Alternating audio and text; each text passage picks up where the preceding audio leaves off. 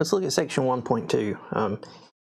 This section is, pretty different than what you normally do in math class, so it can be one of the trickier sections to master, at least in the early part of the class. So I wanted to give you some extra tips and some extra examples of some of the lessons in this section. I did move the due dates for section 1.2 and section 1.4 and out an extra day. If you end up being late on those anyway, just send me an email and I'll take the late penalty off. It's no big deal. And also, if you haven't seen, section 1.3 is completely a bonus section, so that's completely up to you whether or not you do that assignment or not. Okay, it will not be on the test, but it is some pretty easy bonus points. Okay, so let's think about classifying data. In this section, there are 3 ways we want to classify data. The first way we want to classify data is as quantitative or qualitative.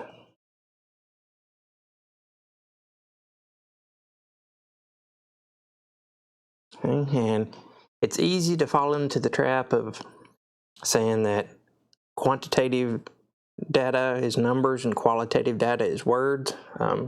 That's correct a lot of the time, okay, but that's not going to get you the right idea 100% of the time. So probably a better tactic to think about is quantitative data is anytime we have a count or a measurement.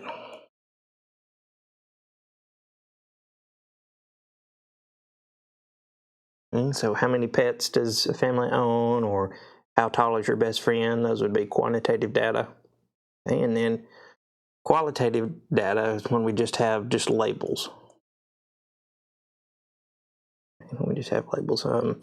And you have to be careful because we can and we do pretty often use numbers as labels. So, for example, you could be customer number 27, right? And that 27 doesn't have anything to do with some quantity. All that is that's saying that you just have that label, customer number 27. You can think that might mean you're the 27th person in line, but that's not always the case. If you go to a fast food restaurant that gives you a number, sometimes one register will be serving customer 38 and the next register will be serving customer 196. Okay, so not always an actual quantitative thing, it's just a label. Okay, the second way we want to classify data is as discrete or continuous.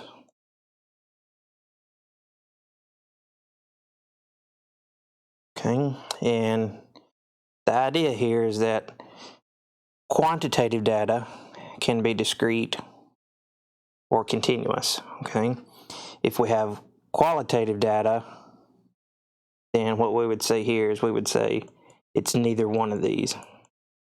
Okay? So if you just have a label, it can't be discrete and it can be continuous. Okay? Okay, but if we're thinking about quantitative data and we're breaking it down further into discrete or continuous, we said quantitative data would be counts or measurements. So those two kind of go this place. So discrete data is usually when we're counting something, and continuous data is usually when we're measuring something. And so discrete data, discrete means it only takes on certain values, and then if you try to pick a number between those values, it doesn't make sense. And this usually have a count, right? Like we would say 1, 2, 3, 4, and so on. But if we said your customer number 1.9327, that's not a good example since I said customer number was qualitative. But so we would say that's not a continuous value. With measurements, you can say my friend is 5 feet 9 inches, or you could be more precise. You could say they're 5 feet 9.5 inches tall. Or you could get out a really good measuring device, some kind of laser or something, and say they're 5 feet 9.5123, and be as precise as you want to on that measurement. And all that makes sense. Okay? Over with counts, it doesn't make sense to say, like if we're thinking about counting, maybe we're counting how many pets a bunch of different families own. It would not make sense to say they had 1.59327 pets, right? Because that value is just not included when we're counting. So only certain values make sense with discrete data. Any value can make sense with continuous data. Okay. And then the last way, let's get some more room here. Didn't leave myself enough room. Well, give me just a second.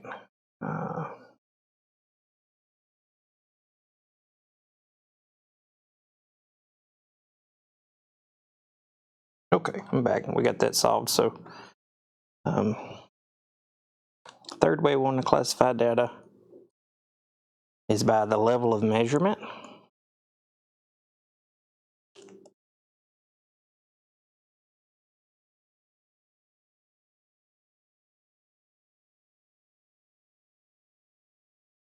Okay. And we have 4 of these, okay, in order. They have an order. So the lowest level of measurement is what we call nominal. And then we have ordinal level data. And then we have interval level data. And then we have ratio level data. Okay. And these two, the bottom two, they deal with qualitative data. So if you have qualitative data, it has to be one of these 2 levels. And these 2, or higher levels, deal with quantitative data. Okay, so if you have quantitative data, it has to fall into one of these 2 levels. Okay. So what are the defining features of each one of these? Well, let's list them out. So if we have nominal level data, they're just labels.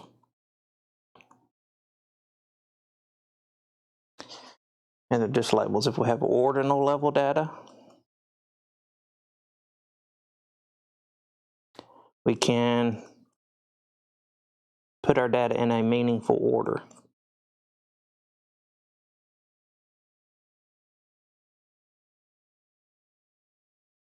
And meaningful was important there. You want the order to have something to actually do with your data, not just like, hey, we're going to put crayon colors into alphabetical order, because alphabetical order has nothing to do with color. So you do want meaningful order. And with that said, you can say nominal has no order. Doesn't matter what order you put that data in. Okay. So those 2 are qualitative data. If we go up to quantitative data, we have interval level data.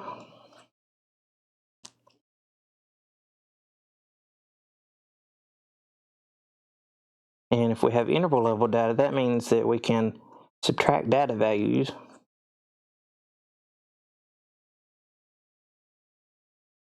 and it has meaning.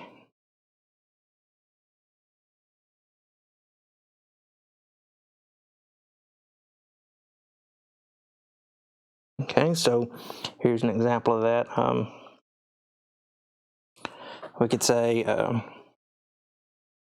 if we've got a 12-year-old and a 10-year-old, we can subtract and we figure out there are 2 years between them. Okay, so it has meaning when we subtract. Okay? It has meaning when we subtract. And then the trickiest one to think about is ratio level data. And here, our data is ratio of 0 actually stands for, if it means the absence of something.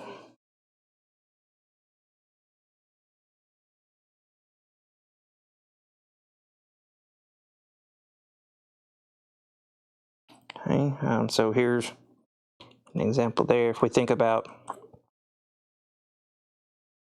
the year people are born, then those are not ratio. Okay, why are those not ratio? Because the year 0 AD is not the beginning of time, or does it mean before the year 0 there wasn't time? Okay.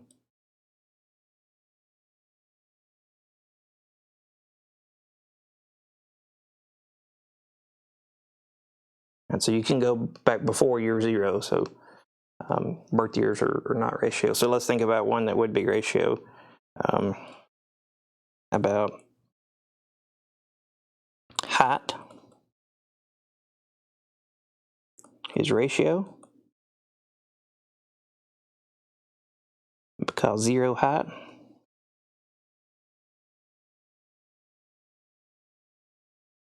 actually means no height. Let me write that.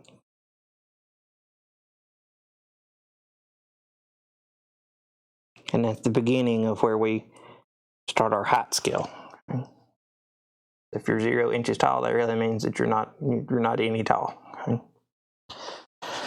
Okay, so let's look at some examples here. Okay. Give me one more second to get this sorted out. Hang on. Okay, I think I got that sorted out. Sorry about that. I messed myself up not leaving room at the beginning of this thing. Okay, so let's look at this one. Temperatures in degrees Kelvin of various sites on the moon are an example of which type of data. So we've got to start out with, would it be quantitative or qualitative? Okay, so here we're thinking about temperature. Okay. So temperature is a measurement. Okay, so this one would be quantitative.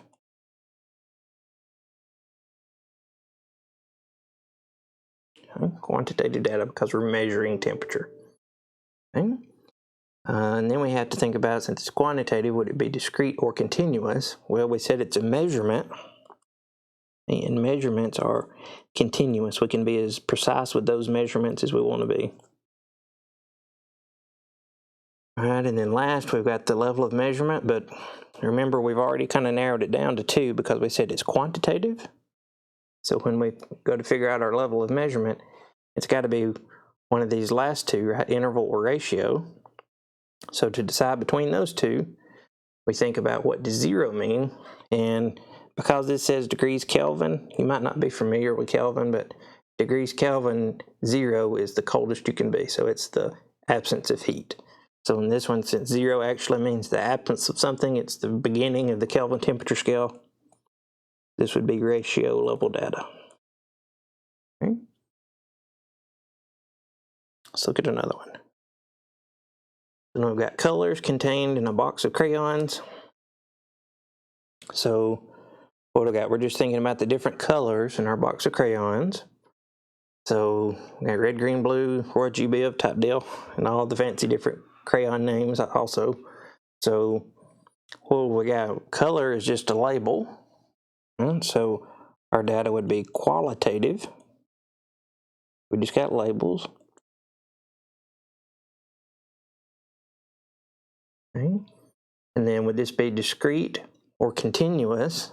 Well, remember, try not to make you motion sick scrolling up, but remember if we have qualitative data, then it's neither one of those. Okay, so it's not going to be discrete or continuous, and this one has to be neither. Okay. Can't have discrete or continuous. Can't have discrete or continuous when we have qualitative data. Okay. And then what about the level of measurement? Remember, qualitative is either nominal or ordinal. So the way we decide between those is we think about, can we put these into meaningful order? And I know rainbow color is tempting, okay, but that's really not meaningful for our data. So here we would say we do not have any order. So these would be nominal. Okay. All right. Look at another one. Sorry, I got my keyboard in the way. Got eye colors. Okay, this one's going to be similar. We're still kind of thinking about colors, so again, this would be qualitative. We just got a list of the color names.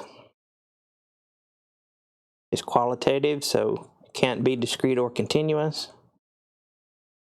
And then what about order? Again, I didn't mean to pick two examples so similar, but again, we don't have a meaningful order for color, so this would be nominal. Sorry about that, I didn't think that through. Okay. And let's look at this one. Okay, this is one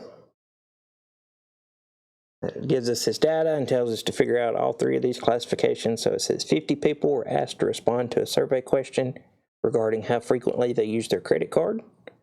The categories they were asked to choose from are given below: infrequently, sometimes, frequently. Don't let the numbers throw you off on this. Okay. These are just labels, so is it qualitative or quantitative? This is qualitative. It's describing some quality, it's just labels. Okay. Then again, if it's discrete, continuous, or neither, it's qualitative data, so it has to be neither. And then what about nominal or ordinal? Well, can we put these in order? Yeah, I would say so, and not because they have numbers. Okay, so just if you see numbers on something like this, just don't even worry about them. Okay, but I say we can put these in order because it makes sense that infrequently would come before frequently, right? And that sometimes is maybe in the middle, or you could say frequently, sometimes infrequently. Okay, it doesn't matter which order, but they do have a built-in order to the term. So for this data, we would call it ordinal. Okay. One more here. Okay, same type of thing.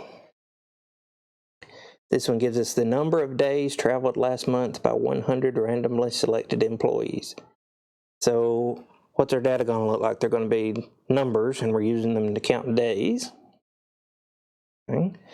So we've got numbers, so that's quantitative.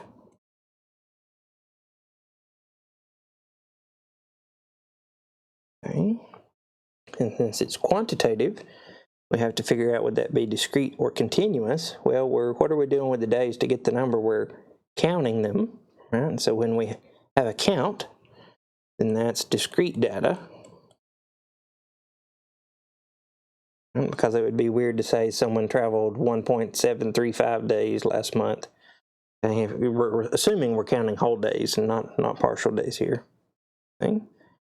And then for interval or ratio or level of measurement, what do we have here? If someone traveled 0 days, what does that mean? Well, that actually means that they did not travel, right? So that actually means the absence of something. Okay, so since 0 actually means the absence of something, this would be ratio level data. Okay. There we go. So I hope that helps some of the 1.2. If you have questions, feel free to email me. If your assignment ends up late, email me and let me know, and I'll take the late penalty off.